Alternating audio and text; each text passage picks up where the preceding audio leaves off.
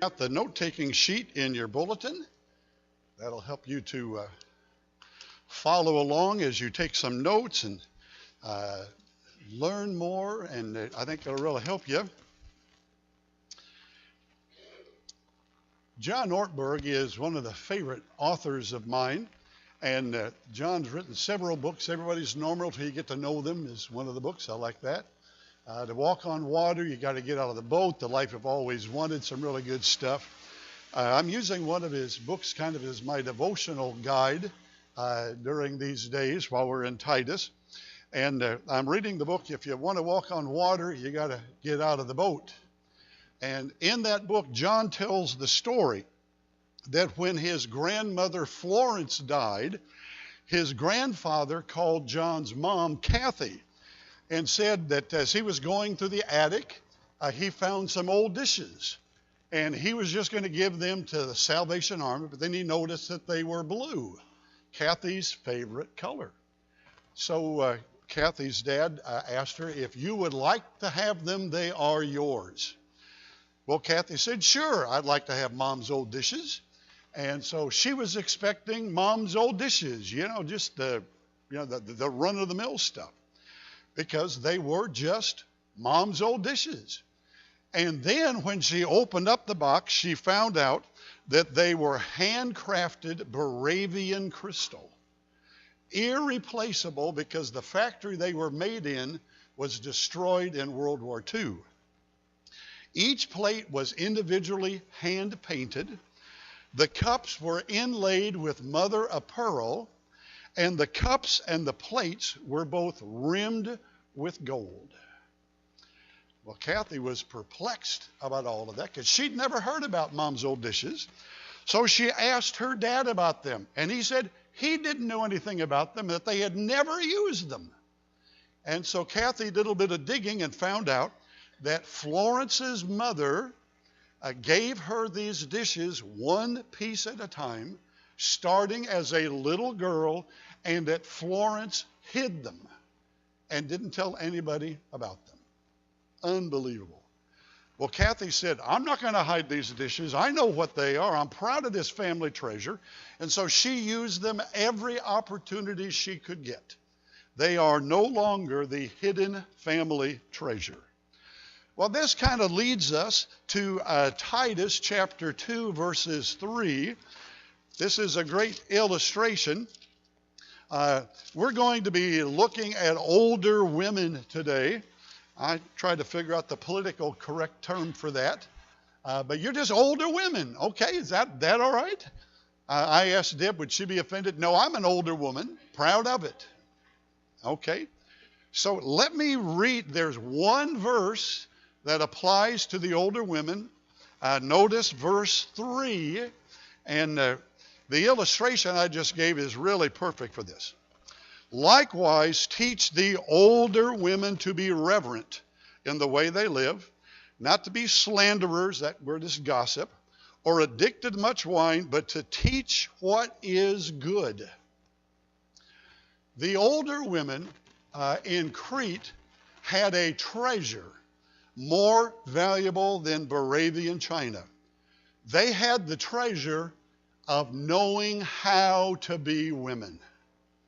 And they also had the treasure of knowing how to be good wives and mothers. Their mothers had passed that treasure down to them. They had that invaluable, irreplaceable treasure of knowing all of those things.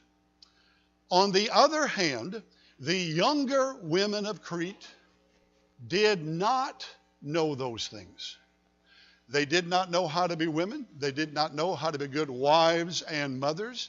And that was a real problem. They were following the unhealthy practices taught by their culture. And as a result, they were not happy young women. They were miserable young women because they did not have the treasure of knowing how to be a woman in the sense that God had intended them to be. And the question is, why didn't these young women know that stuff? The answer is just like Florence, they hid, the older women hid the treasure. The older women did not pass on what they know, and instead they hid the treasure of how to be women and wives and mothers, and they hadn't told anybody. Therefore, that is why when Paul is thinking about what the older women need to do, he tells them, older ladies, you need to start teaching these younger girls how to be women and good wives and mothers. You need to help fix the problem that is going on in these young ladies' lives. Now, before we look specifically at Titus, I want to make a couple of comments from this passage. Not really related to my sermon, but it's something I think you need to understand from these verses. I've got two thoughts I want to share with you. Number one, Paul had great respect for women. For him to say that women can teach and be taught was radical back in those days. People did not think women could learn, that women could be teachers. And Paul said, oh no, that's not true. In fact, I want the older women to be teaching, and I want the younger women to be learning. So Paul had great respect for women. So when you hear people criticize the Bible as being sexist and degrading to women, you need to realize some of the ideas they had about women were revolutionary, way ahead of their times. Paul had great respect for women. Now, the second thing, Paul knew the great sexual attraction that exists between men and women in teaching and counseling situations. Are you aware of that? When men and women counsel each other, there is great sexual attraction. Many women, many men have really gotten tripped up in situations like that. In fact, most pastors who have gotten involved with secretaries and women in their church got it because they counseled women. There's a great, great problem when you have men and women counseling each other. And so Paul gave a very relevant and very helpful teaching. The second thing is that women are to teach women in one-on-one situations. That is really, really important. Okay, now let's go on to see what Titus was told here by Paul. Okay, first of all, in verse 3 of chapter 2, the first thing that Timothy does, that Paul does, is he explains to Titus why the older women needed to be teaching, why the older women were not teaching. What was the problem? Why were the older women not helping the younger women? Well, the answer is that the older women had been influenced by the Cretan culture. That's why Paul has Titus to tell the women, now don't be gossiping, don't be drinking too much, do your other job. The older women had been influenced by their culture, and therefore the older women were typical older women for the culture, but they were not helpful older women to the younger ladies. Now, let me explain. I need to kind of help you remember some of the things we saw last week. Remember what the Crete culture was? They ate too much, they drank too much emphasis on gaining money. They didn't believe in helping people, even those in danger. Young people did not respect the older people. Well, when you put two and two together, you realize a culture like that will drag older women down, keep them from being influential, keep them from helping the younger ladies. A culture like that will change their behavior, change their attitude, and they will keep the treasure that they have to themselves. Now, we know that that's true. There's all kinds of literature from the ancient Greek world, and we know what older Greek women were like. For example, they spent way too much time gaining and enjoying wealth. That's where the focus was. Not on their daughters, not on their granddaughters, but making money, enjoying their wealth. As we just saw, they spent their idle time to gossip. They were not using their mouths to pass on the treasure. They were using their mouth to gossip. In addition to that, they fulfilled their desires that they had in eating, drinking, and immorality. That's what these gals were like. So naturally, they did not spend time helping the young ladies. They were too busy being like everybody else in the Greek culture. Now, I want to share with you my heart here, since I have two daughters. Young women are really special to my heart. The application is important. The application is sad. The young women today in our society are in much the same position as the young girls on Crete. They don't know how to be women. They don't know how to be good wives and mothers. Instead, they're listening to our culture and what the culture is teaching. And as a result, they are missing the happiness that God has planned for women. They're getting into all kinds of situations that no girl ought to be in. Can I say that again? The young girls in our culture are in a situation no young girl should ever have to face. How else do you explain the bulimia and the anorexia? How else do you explain the cutting and the suicide and the sexual immorality of girls who are looking for love and instruction in all the wrong places? Young girls today are hurting, and it really breaks my heart. And so you kind of wonder, well, what can we do about it? What can we do to help the young gals to have the life that God intended them to have? Well, I think you start off with the question, why? Why are young girls, why don't they know what it's like to be women today? Why don't they know the things that would make them happy? Why is that? Because older women are being influenced by their culture today. Just like the women on Crete were influenced by their culture, not helping the young girls, other things were getting in the way. So there are lots of things that are getting in the way of older women today, passing on the treasure that they have to their girls. Deb and I walk every day, and so I kind of asked her, you're an old woman. Help me understand.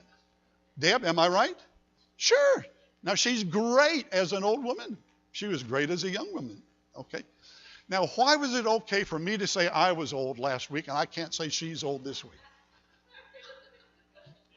Excuse me? It's a double standard. That's right. Okay. Hear what he said. Get used to it. Okay. I have got some suggestions about why the older women are caught up in things and really aren't doing what the young girls need. The first thing, our society tells older women there are a lot of things that are important, more important than their daughters or their granddaughters. So I think that's the first thing. Older women today are too busy doing the things that our culture says are important to do. And are they important to do? Yes, they are. But they're not as important as helping our daughters and granddaughters. So older women, they get caught up in those things that are good, and they don't do what is best, what our daughters and granddaughters really. Okay, secondly, the older women feel that what they would teach the girls is too politically incorrect. Ladies, would you agree with that? You would say something, but man, the girls would laugh, or they would reject you and say, nobody believes that anymore. Nobody does that anymore. That kind of thing is just made fun of. So the older women said, I would share what I know, but it's not politically correct anymore. My answer is, if it's right, who cares whether it's politically correct or not? Okay, the third thing, okay, you didn't see any of that, did you? Okay, the next thing is they are more interested in being a friend than in being a teacher, a mom, a mentor. Being a friend, being liked is so important, so they don't want to do the hard job. Number 4, they believe the old lie, it's the school's job. It's the church's job to teach the young ladies, so they don't need to. Somebody else's job.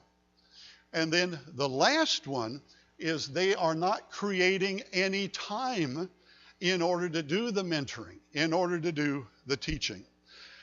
Ladies, let me give you some 4 suggestions of how you can create time to help pass things on to the young girls who really need it. Number 1, eat together as a family with the TV and the cell phones off. It's awesome just to sit with your kids or grandkids and talk about life and the things that happen. That's how mentoring really happens in relationships like that. So, it's scary the number of families that eat supper together, let alone with the TV off and the cell phones off. So what a great resource, dinner time. So eat together. Secondly, read the Bible together. When our girls were still at home, they really kind of hated it because here's Dad yanking out the Bible, reading the things that they needed to hear. Rachel brought her boyfriend over one time. He's uncomfortable with what you're saying. I said, who cares?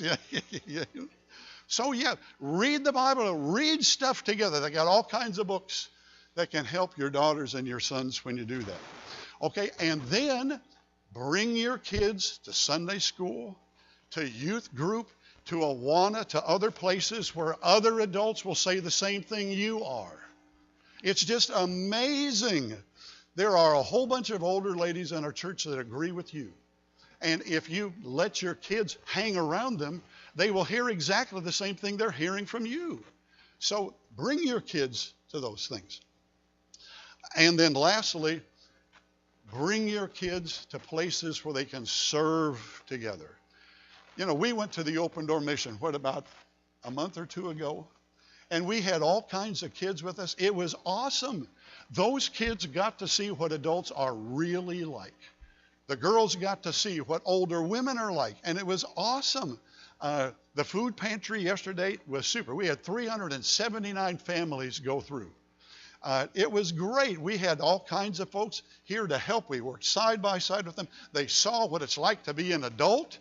It's awesome. So get them involved. Now, will they want to come? Will they want to be here 7 o'clock Saturday morning? What's the answer?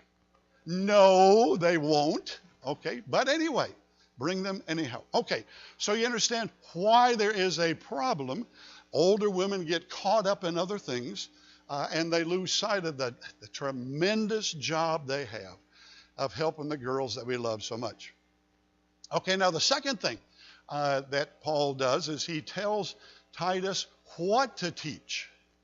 What was he to say to the older ladies to help them be the influence that the younger girls needed? Well, there are 3 things here as you boil down what Paul is saying.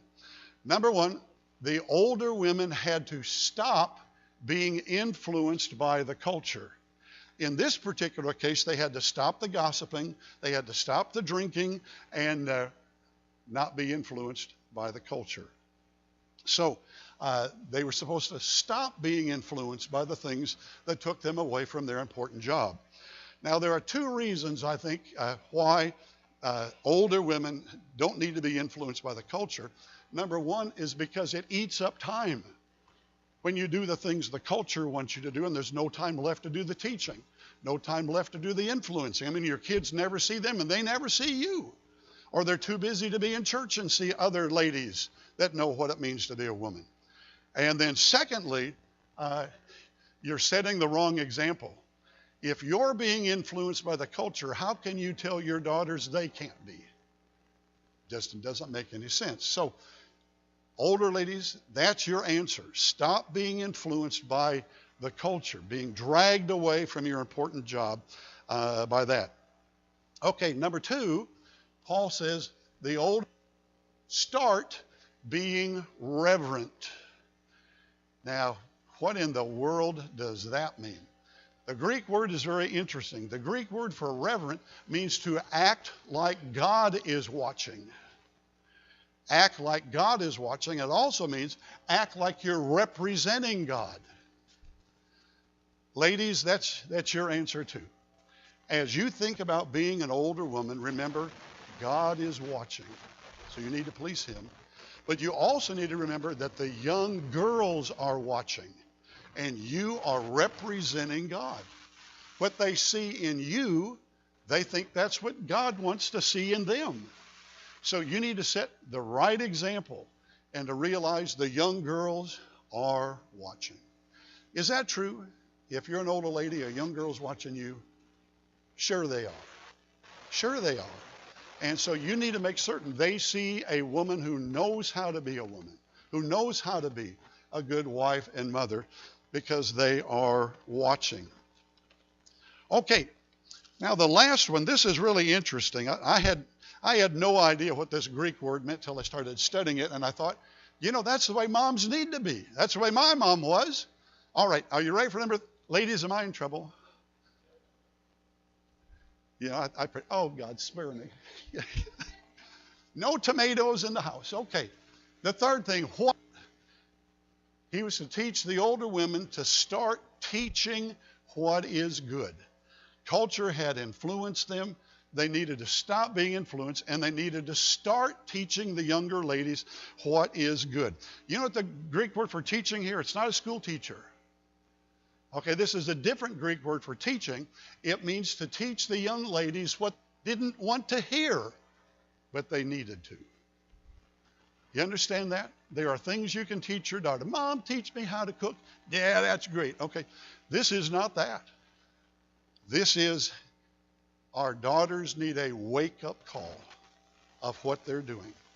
What they're doing is not helpful. Somebody needs to love them enough to come alongside them and say, can I teach you the truth? You see, it means to teach what they don't want to hear, but they need to. All right? So that years later, they will want to thank you.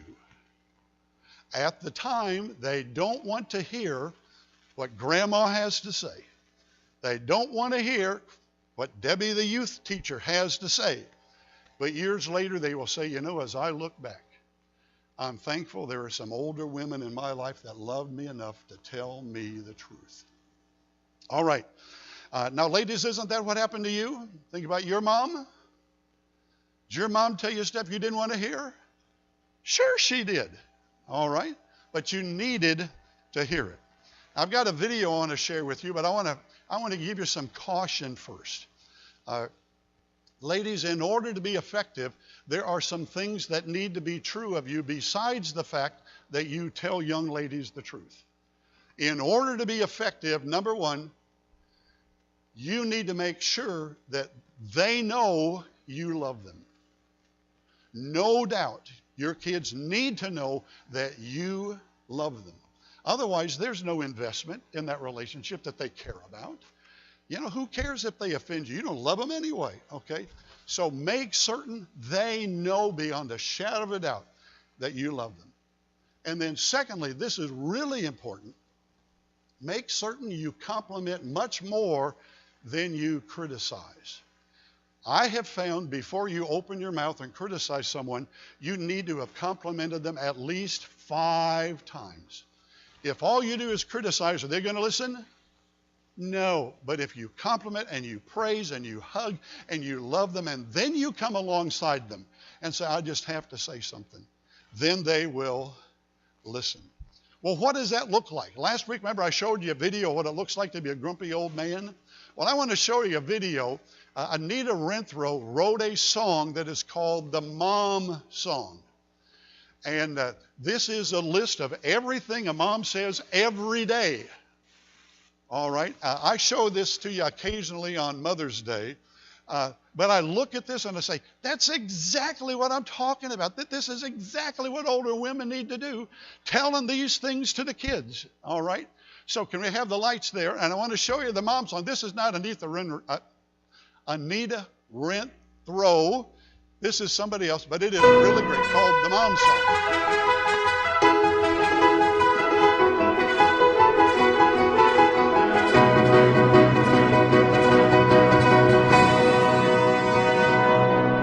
Get up now, get up out of bed. Wash your face, brush your teeth, comb and sleepy head. Here's your clothes and your shoes, hear the words I said. Get up now, get up and make your bed. Are you hot, are you cold, are you wearing that? Where's your books and your lunch and your homework? Get grab your coat and your gloves and your scarf and hat. Don't forget, you gotta feed the cat. Each breakfast experts tell us it's the most important meal of all. Take vitamins so you will grow up one day to be big and tall. Please remember the orthodontist will be seeing you at 3 too big. Don't forget your piano lesson is this afternoon, so you must play. Don't shuffle too slowly, but hurry.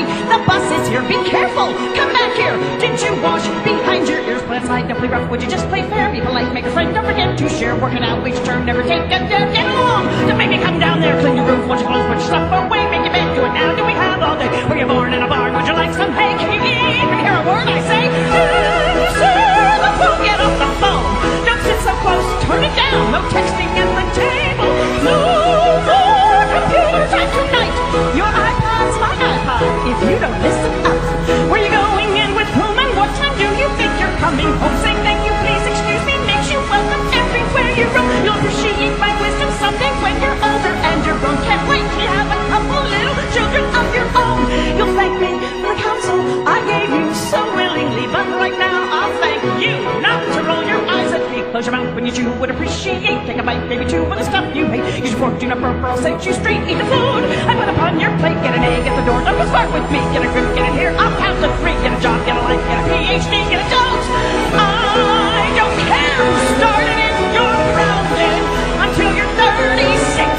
Get your story straight and tell the truth for once, for heaven's sake. And if all your friends jumped off a cliff, would you jump too? If I said it once, I've said at least 1,000 times before that you're too old to act this way. It must be your father's DNA. Look at me when I am talking, stand up straighter when you walk a place. For everything and everything must be in place. Stop crying or I'll give you something real to cry about. Wash your face, brush your teeth, put PJs on, get in bed, give a hug, say a prayer with love. Don't forget, I love you. And tomorrow we will do this all again because our thoughts are never ends. You don't need the reason why. Because I said so, I said so, I said so, I said so. I'm the mom.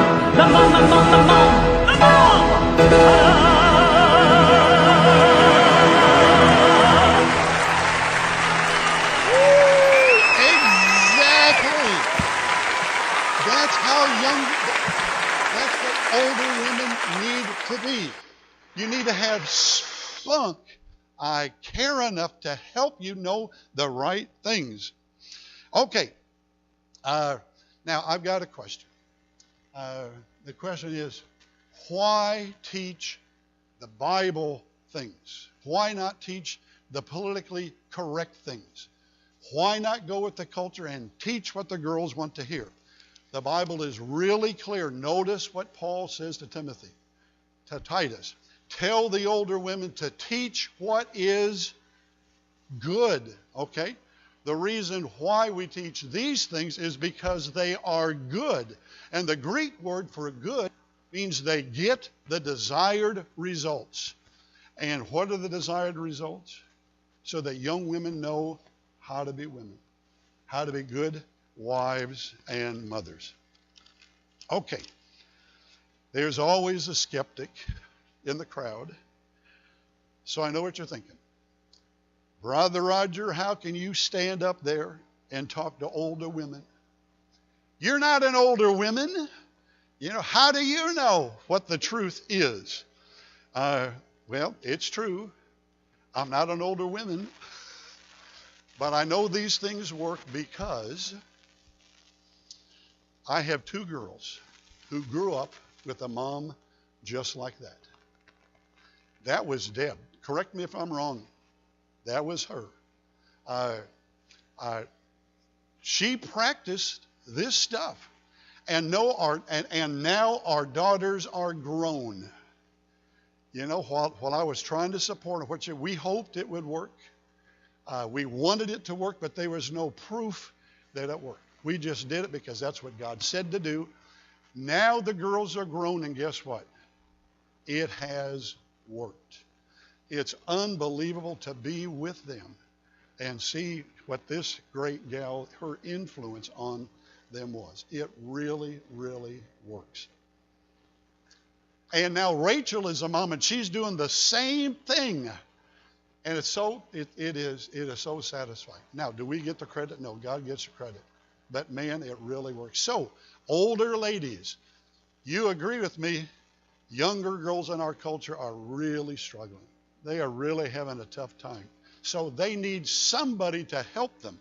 And it's you. You're the one that needs to help them. Love them, encourage them, praise them. But do what Titus says. So, ladies, here it is. Don't let the culture influence you and take you away from your most important job. Whatever it is that's keeping you from doing that, you need to resist that. And then watch your behavior. Make certain you're pleasing God. Make certain you realize the young girls are watching you and will imitate you. So watch your behavior. You be reverent. And then teach what you know. It doesn't have to be a formal time. When you're doing dishes, when you're doing other stuff like that, teach them what you know. Whether they want to hear it or not, do it in the right way. Teach them what you know. And then maybe some of you, you need to have the power of Christ in your life. You need Jesus to come and live inside of you and to help you and to motivate you. There may be a mom here this morning that you don't have that personal relationship with Jesus. Instead, you're doing what you want and hoping that it works. As a church, we would like to help you in a safe way know what it's like to invite Jesus to come into your life. If you would like to come forward this morning and have us talk with you about that, if you want to let me know on the way out, I need to talk with somebody about having Jesus in my life, because my girls can't have Jesus if I don't have him. So maybe you need to accept Jesus. And then the last thing is you need to get help to do this. We've got Sunday school classes. We've got small groups where you can just lay it on the line and say, I'm really struggling. I'm really struggling with this. And they can help you. And they can really give you the wisdom, give you the courage to be what you need to be. You can't be a mom in this culture all by yourself. You have got to have a group support, somebody praying with you and for your kids. I don't know how many times Deb and I asked you to pray for our older daughter Rachel when she was away from the Lord. Pray, pray, pray, pray, pray. That's the only anchor we had to hang on to. You need a group like that too. Hey, let's stand and pray together, and then we're going to sing this. As for me and my house, we will serve the Lord. Heavenly Father, I am so thankful that I had a mom like this. Many of us had moms just like this too. We're so thankful because of the way that you helped us. Father, I want to pray for the older ladies today. I know they're busy. I know they're stressed. I know they've got all kinds of reasons why it's hard for them to be a part of what we're talking about today. But I pray your Holy Spirit can just work in their hearts. Help them to be that mom. Help them to have the balance between loving and complimenting their daughter.